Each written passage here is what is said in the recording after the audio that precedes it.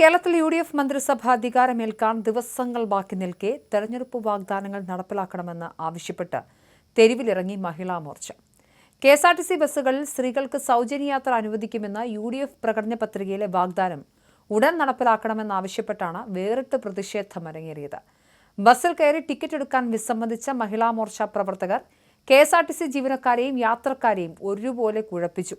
കൊല്ലത്തും കോഴിക്കോടും കാസർഗോഡുമാണ് മഹിളാ മോർച്ച പ്രതിഷേധം നടത്തിയത്. സംസ്ഥാനത്ത് എല്ലായിടത്തും സമരവും സംഘടിപ്പിക്കുന്നുണ്ട്. സൗജന്യ യാത്ര പ്രഖ്യാപിച്ചിട്ട് ഇപ്പോൾ ടിക്കറ്റ് ചോദിക്കുന്നത് എന്തിന് എന്നായിരുന്നു പ്രതിഷേധക്കാരുടെ ചോദ്യം. യഥാർത്ഥത്തിൽ ഒരു സർക്കാർ അധികാരത്തിലേറി സത്യപ്രതിജ്ഞ ചെയ്ത് അതിനെ ഔദ്യോഗികമാക്കേണ്ടതുണ്ട്. എങ്കിൽ മാത്രമാണ് നയരൂപീകരണത്തിൽ എന്തെങ്കിലും ചെയ്യാൻ സാധിക്കുകയുള്ളൂ.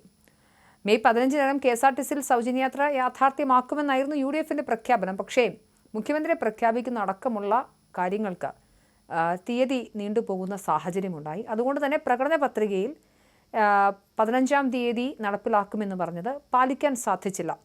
പക്ഷേ KSRTCയെ സംബന്ധിച്ചിടത്തോളം ഒരു നയരൂപീകരണം നടപ്പിലാകണമെന്നുണ്ടെങ്കിൽ UDF സർക്കാർ ഔദ്യോഗികമായി അധികാരത്തിലെത്തേണ്ടതുണ്ട്.